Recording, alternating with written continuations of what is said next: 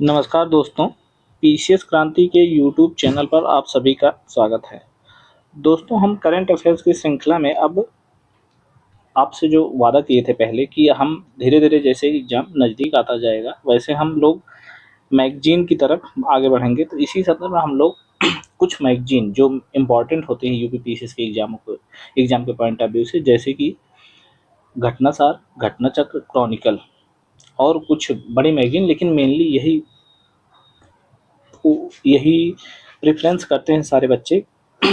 तो इसी संदर्भ में हम लोग क्रॉनिकल मैगज़ीन और घटनासार मैगज़ीन और ये जो आपकी है घटना चक्र है, इन सब के कंपाइलेशन के रूप में एक हैंड रिटन नोट्स बनाए हैं। इसी नोट्स को आपको हम लोग प्रोवाइड कराएंगे और इसी को पहले आप लोगों को डिस्क्राइब किया जाएगा। इसके बाद फिर धीरे धीरे हम लोग इसके सारे जो इसे अलग अलग भागों में बांट के इसको पढ़ाया जाएगा आपको। जैसे कि राज्य विशेष के जो न्यूज होंगे वो एक जगह कवर किए जाएंगे और जो राष्ट्र न्यूज होंगे उनको एक जगह कवर किया जाएगा। आर्थिक से संबंधित जितने भी मुद्दे होंगे उनको एक जगह कवर किया जाएगा। पोर्टल से संबंधित जो नए नए पोर्टल लॉन्च किए गए हैं सरकार द्वारा, उनको एक जगह, और अन्य जैसे कि दिवस हो गए, जो युद्धाभ्यास हो गए, जो पुरस्कार हो गए, जो और नियुक्तियां हो गई, इन सबको हम अलग अलग भागों में बांट कर इसको हम लोग रिवाइज कराएंगे आपको अच्छे से। तो अब यह है कि करंट अफेयर में आपको अब ज़्यादा कोशिश करनी पड़ेगी रटने पे, क्योंकि अब धीरे धीरे एग्जाम नज़दीक आता जा रहा है। तो हम लोग अब ऐसा है कि डेली बेसिस पे करंट अफेयर ना करके अब हम लोग कोशिश करें कि रटने की कोशिश करें, उसे एक जगह कंपाइल करके लिखने की कोशिश करें, जिससे कि आपको करंट अफेयर में बेहतर बेहतर और थोड़ा सुविधा मिलेगी। ठीक है, तो आप इसलिए इस जो आपको ये जो क्लासेस चलेंगी, इसको आपको नोट डाउन भी अगर आप कर सकते हैं तो आप नोट डाउन करते चलें और इसे रिवाइज करते चलें। आप देखेंगे कि अगर आप जानते हैं कि आर ओ में लगभग 25-20 प्लस तो क्वेश्चन आते ही हैं करंट अफेयर्स के, तो लगभग यहाँ से हम 15 प्लस क्वेश्चन तो यहाँ से कवर आपके हो ही जाएंगे। तो ये एक बहुत बड़ा अमाउंट होता है कि 20 क्वेश्चन में अगर अगर आप 15 क्वेश्चन अटेंड कर लेते हैं तो सिलेक्शन के काफ़ी नज़दीक आप पहुंच जाते हैं। बाकी आप आर ओ के लिए हिंदी पे भी ध्यान दे सकते हैं। तो हिंदी भी धीरे धीरे स्टार्ट करी जाएगी एग्ज़ाम के पास। आप एग्ज़ाम के पास, क्योंकि आप अगर एक महीना भी हिंदी पढ़ लेंगे तो हमें लगता है कि इनफ है, क्योंकि वहाँ से आपकी तैयारी ठीक ठाक हो जाएगी। 55 प्लस का आपका स्कोर को टारगेट लेके चलना चाहिए। तो दोस्तों, हम लोग जैसे कि है कि यह जो हैंड रिटन मैगजीन है, हैंड रिटन नोट्स है, इसको हम लोग धीरे धीरे कई खंडों में इसे बांट कर पढ़ेंगे और इसको आप नोट करते हुए आगे चलेंगे। ठीक है, और आप देखेंगे कि आपका कॉन्फिडेंस काफ़ी बूस्ट हो जाएगा इसको करने के बाद। तो इसी संदर्भ में हम लोग देखते हैं कि कौन कौन सा कि मतलब कि कैसे आपको इसको आगे किया जाएगा, आगे पढ़ाया जाएगा। तो उसमें यह है कि इसे राज्य,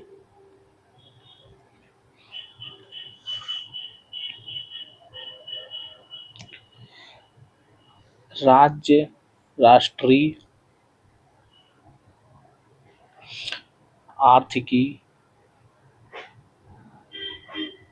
अंतर्राष्ट्रीय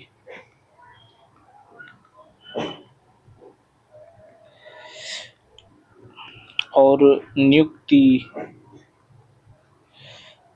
निधन, विज्ञान एवं प्रौद्योगिकी,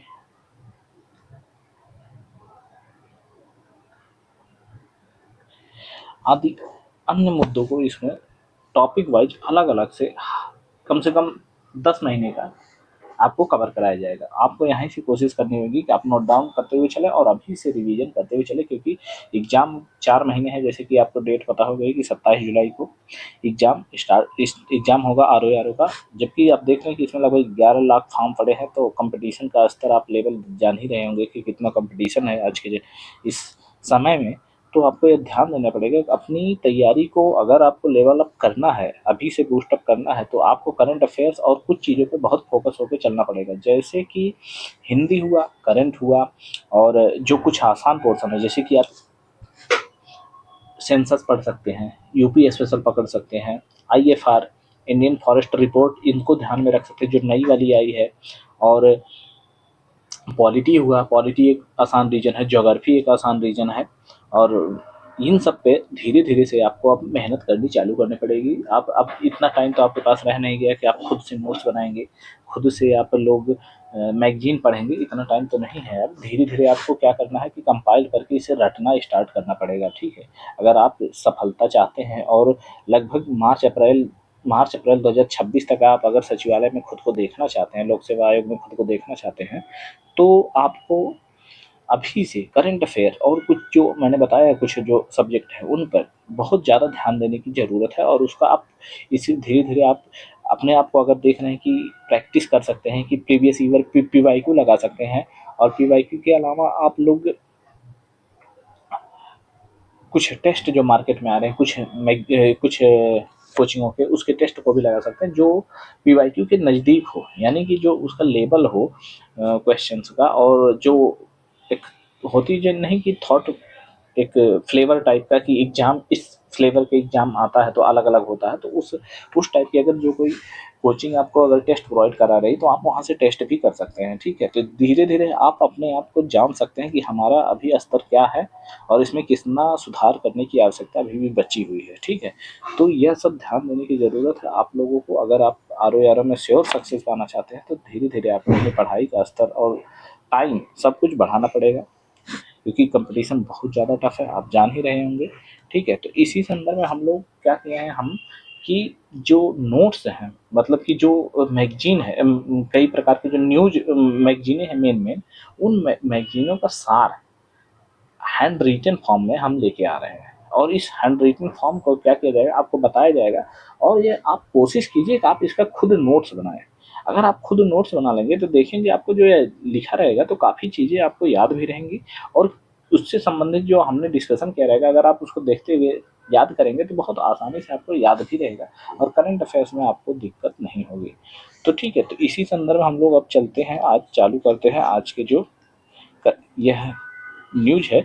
तो आज हम देखेंगे राज्य समाचार और राज्य और राष्ट्रीय न्यूज को हम लोग कवर करेंगे कुछ मंथ की। तो इस कुछ मंथ की जो न्यूज होगी कवर किया जाएगा। इसी संदर्भ में ये धीरे धीरे ये क्लास डेली बेसिस पे तो नहीं आएगी, कुछ गैप कर करके आएगी, और आपको एक महीना पहले करंट अफेयर एक महीना पहले तक पूरा कंप्लीट करवा दिया जाएगा आपके एग्जाम से, एक महीना पहले तक, तो जिससे कि आपको बहुत आसानी से ये सब चीज़ें कवर हो जाएंगी, करंट अफेयर्स में बहुत ज़्यादा समस्या नहीं आएगी। तो आप जान ही जाएंगे कि अब कैसे इसको करना है, क्या क्या करना है। तो इसी संदर्भ में अब हम लोग चालू करते हैं राज्य और राष्ट्रीय समाचार। और यह मैगजीन में कवर करा रहा हूँ कि अगस्त से जो न्यूज है वहाँ से हम लोग इसको कवर करा रहे हैं, ठीक है? तो अगस्त से आप लोग कराएंगे तो तब भी आप लोग कहाँ पहुँच जाएंगे, लगभग 11 महीने, 10 महीने मेनली आपको टारगेट लेके चलना चाहिए UPPCS के एग्जामों में, ठीक है? तो आप यहाँ से 11-10 महीने का करंट अफेयर बहुत होता है, वहाँ से आपको देखेंगे कि 90 to 95% क्वेश्चन यहीं 10 महीने से ही रहेंगे, और ज़्यादा से ज़्यादा क्वेश्चन तो 6 महीने के रहते हैं, ठीक है? तो आप हम लोग इसको चालू करते हैं, ठीक है? तो इस संदर्भ में हमारा पहला बिंदु है राज्य और राष्ट्रीय न्यूज में किसान सम्मान सम्मेलन, ठीक है दोस्तों? किसान सम्मान सम्मेलन जो है इसका आयोजन वर्चुअल रूप में वाराणसी में किया गया है, ठीक है? वाराणसी में वर्चुअली इसका आयोजन किया गया है। हमने यहाँ पे एक बात दोस्तों और ध्यान देना है कि आपको, हमने यहाँ पे टू दी पॉइंट जो नोट्स बनाए हैं, एकदम टू दी पॉइंट बनाए हैं, मतलब कि जो एग्जाम में आपसे पूछा जा सकता है वही नोट्स बनाया गया। ऐसा नहीं कि कुछ भी फालतू का जो है उसको काट छाट के एकदम आपको डिस्क्राइब वे में आपको प्रस्तुत किया गया है, जिससे कि आपको बहुत ज़्यादा इसमें कुछ चेंजेस करने की आवश्यकता नहीं होगी, आपको केवल और केवल याद ही रखना होगा, ठीक है? और इसका आयोजन करता है, माने इस किसान सम्मान सम्मेलन का जिसका आयोजन हुआ था वाराणसी में, और यह वर्चुअली हुआ था, ठीक है? यानी कि डिजिटल फॉर्म में। और इसका आयोजन किया था उत्तर प्रदेश सरकार और केंद्रीय कृषि मंत्रालय, इन दो गवर्नमेंट बॉडीज ने मिलकर किसान सम्मान सम्मेलन वाराणसी में वर्चुअली रूप में आयोजित करे थे, ठीक है? और इसका दोस्तों एक महत्वपूर्ण है कि क्वेश्चन ऐसा भी पूछा जा सकता है, इसका उद्घाटन किसने किया था? तो दोस्तों इसका उद्घाटन किया है वर्चुअली फॉर्म में ही पीएम मोदी ने। और इसमें क्या किया था कि पीएम मोदी ने कि पीएम किसान सम्मान निधि की 17वीं किस्त भी इस किसान सम्मान सम्मेलन में भी जारी की गई। आप जानते हैं कि पीएम सम्मान निधि जो कि 2018 1 दिसंबर 2018 को लागू किया गया था, और इसमें क्या है कि आप हर किसान को, मतलब कि जो इस मानदंड में आते हैं, इसके पात्रता के अंतर्गत आते हैं, उनको हर वर्ष 6,000 रुपए की वित्तीय सहायता दी जाती है सरकार द्वारा, जिसमें कि यह 3 फॉर्म में दी जाती है, यानी कि 3 किस्तों में दी जाती है, 2-2 हज़ार करके, ठीक है। तो उसी संदर्भ में पीएम किसान सम्मान निधि की 17वीं किस्त भी इस किसान सम्मान सम्मेलन में लॉन्च किया है। किसने किया है? पीएम मोदी ने, और उसका उद्घाटन भी वर्चुअली रूप से पीएम मोदी ने ही किया था। तो अब यह हमारा ये पहला बिंदु था, आप इसे नोट डाउन करते हुए चलें और ध्यान से पढ़ते हुए भी आगे चलें, ठीक है। अब देखते हैं हम लोग साधो जग दर्शन मेला महोत्सव। साधो जग दर्शन का मेला महोत्सव, अगर नाम से इसे आइडेंटिफाई करना चाहें तो थोड़ा बहुत आप जान सकते हैं कि क्या किससे रिलेटेड है, ठीक है। तो यह है उर्दू अकादमी। उर्दू अकादमी जो लखनऊ में, उत्तर प्रदेश की उर्दू अकादमी है, लखनऊ में स्थित है। वहाँ पर इस महोत्सव का आयोजन 20 से 22 जून को, ध्यान देना डेट भी बहुत इंपॉर्टेंट है, क्योंकि आजकल डेट के बेस पे भी यूपीपीसीएस एग्जाम क्वेश्चन बनाने लगा, तो आपको ध्यान देना होगा कि डेट भी बहुत महत्वपूर्ण हो गई है, ठीक है।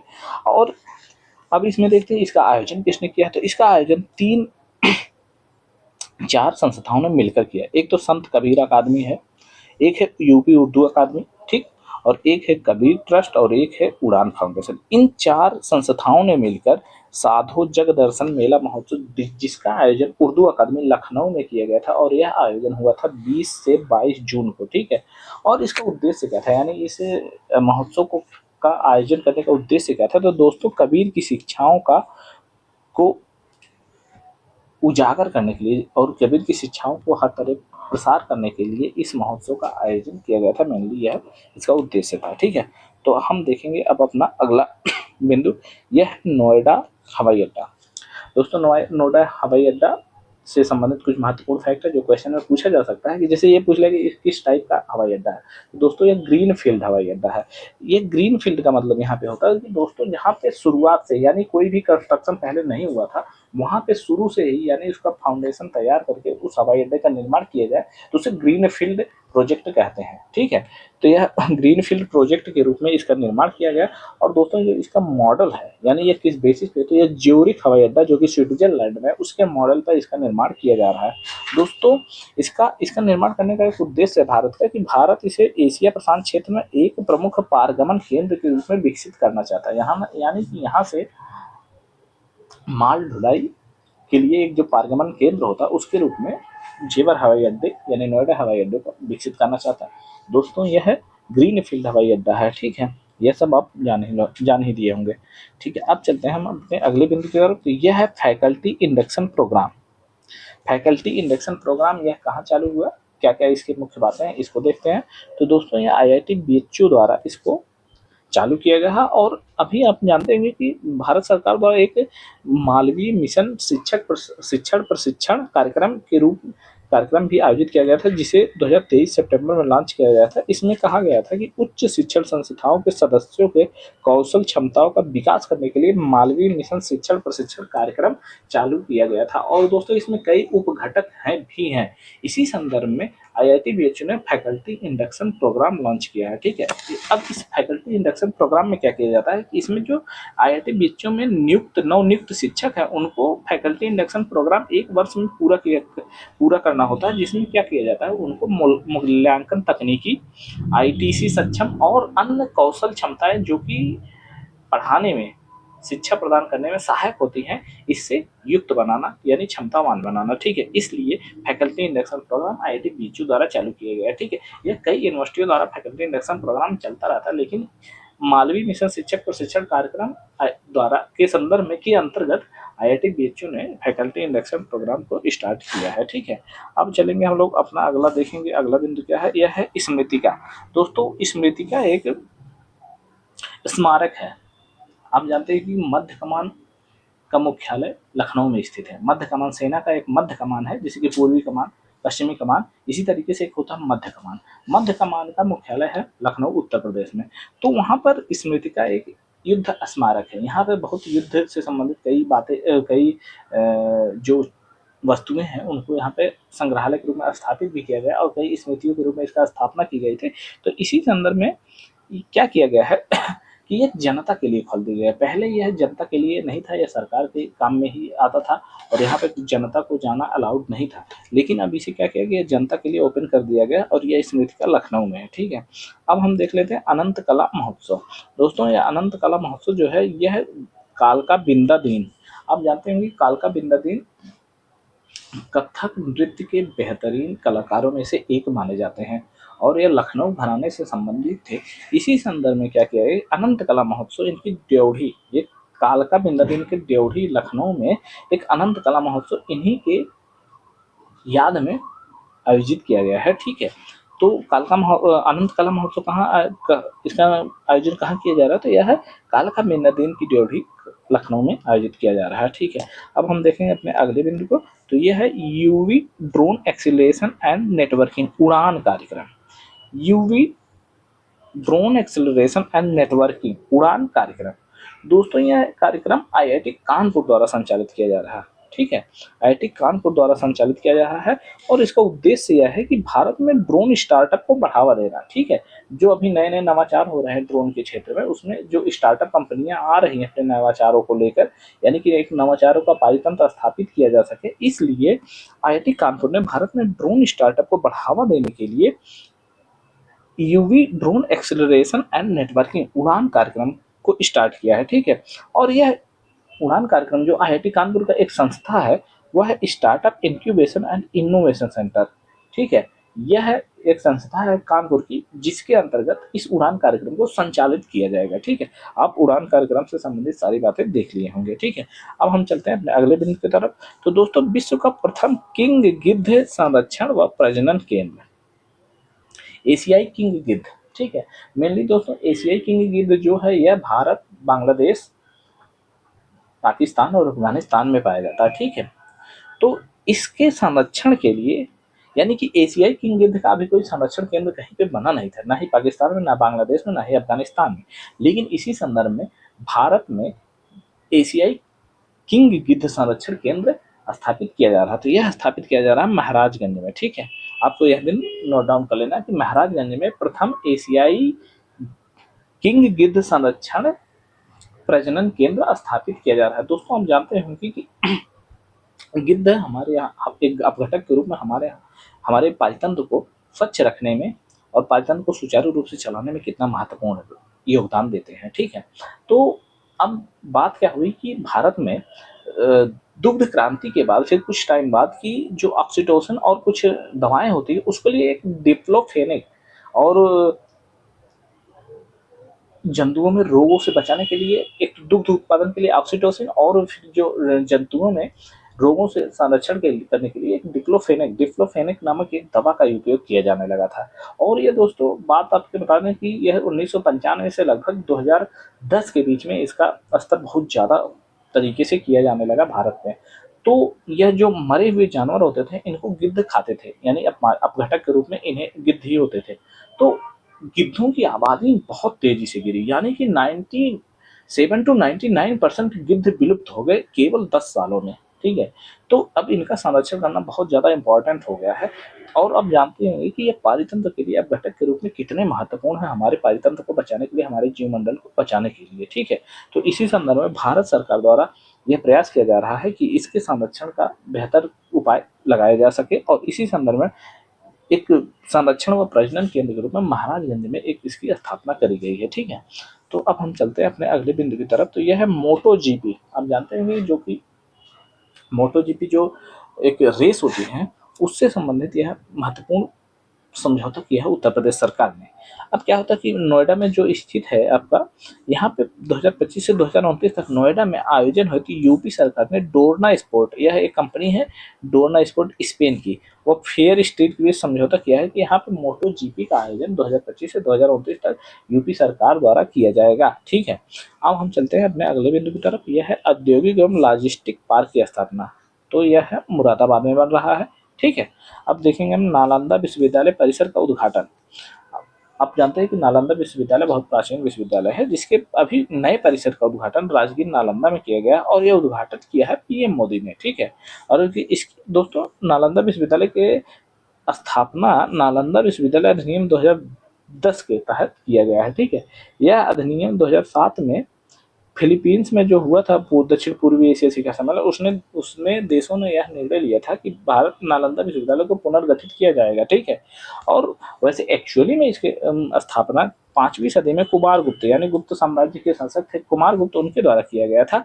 और लगभग 1113 में यानी 12वीं सदी में बख्तियार खिलजी इसने इसको तहस नहस कर दिया यानी ध्वस्त कर दिया था। ठीक है, और यह यूनेस्को की विश्व धरोहर सूची में भी शामिल है। ठीक है, तो आप इससे संबंधित जो महत्वपूर्ण पॉइंट थे उसे आपको बता दिया गया। ठीक है, अब दोस्तों बिहार के 2 पक्षी अभयारण्य जिन्हें रामसर सूची में शामिल किया गया। दोस्तों रामसर सूची जो होती है वह आर्द्रभूमियों से संबंधित होती है, यानी कि आर्द्रभूमियों को संरक्षण के लिए रामसर कन्वेंशन हुआ था 1971 में, ईरान का यह एक शहर है। ठीक है, तो वहां पे हुआ था। इसी संदर्भ में भारत के 2 नागी और नक्टी जो कि जमुई जिला बिहार में स्थित है, यह रामसर साइट के रूप में सम्मिलित हुए। तो इस तरीके से अब हमारे यहाँ 82 रामसर साइट हो गए हैं, लेकिन अभी और आगे बढ़े, अब तो 89 हो गए हैं, तो वो आगे जुड़ेंगे तो वहां देख लिया जाएगा। ठीक है, तो अब हम देखते हैं अपने अगले बिंदु की तरफ। तो यह है पीएम श्री पर्यटन हवाई सेवा।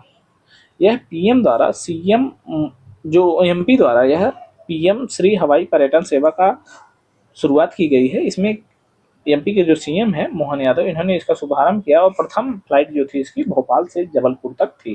ठीक है, इसमें क्या है कि पर्यटन हेतु हवाई यात्रा को बढ़ाना, अपने पर्यटन को मेनली टारगेट करके उसको विकसित करने का प्रयास किया जा रहा है। ठीक है, अब देखेंगे हम अगला बिंदु, यह विश्व के सबसे ऊंचे आर्क रेल पुल का ट्रायल। ठीक है, जो विश्व का सबसे ऊंचा आर्क पुल है वह बना है चेनाब नदी पे, जो कि जम्मू कश्मीर के रामबन जिले में स्थित है, जिसकी ऊंचाई है 359 मीटर। ठीक है, और यह उधमपुर श्रीनगर बारामूला रेल लिंक परियोजना पर, जो कि 48.1 किलोमीटर लंबाई है जिसकी, उस पर यह स्थित है। ठीक है, अभी हाल ही में इस पर ट्रायल किया गया। ठीक, अब जम्मू कश्मीर ने क्या किया है कि स्थानीय भेड़ पालन प्रथाओं को बढ़ाने के लिए एक समझौता किया है। तो यह समझौता किया उसने न्यूजीलैंड से।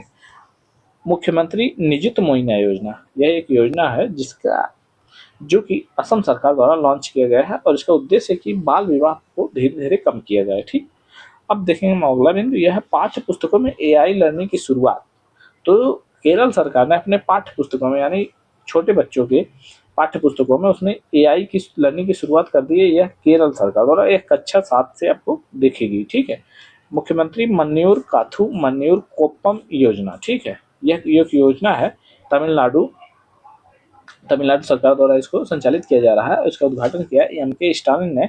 इसमें क्या किया जाएगा कि मिट्टी की उर्वरता हेतु हरी खाद के बीजों का वितरण किया जाएगा इस योजना के तहत। ठीक है, आपको दोस्तों मेनली क्वेश्चन ऐसे ही आएगा कि यह मन्यूर काथुम मन्यूर कोप्पम योजना किस राज्य की है। ठीक है, इससे ज्यादा इसमें कोई क्वेश्चन बनने के चांसेस नहीं है, क्योंकि जो अलग अलग राज्यों की योजना है उसमें बहुत ज्यादा डिटेल में नहीं पूछता है। डिटेल में केवल उत्तर प्रदेश की योजनाओं को पूछेगा, या तो फिर केंद्र सरकार की जो मेन केंद्र प्रायोजित योजनाएं हैं उनको पूछा जाएगा। ठीक है, तो इतना ही इसकी जानकारी रखना, बहुत ज्यादा जानकारी रखने की आवश्यकता नहीं है इसमें।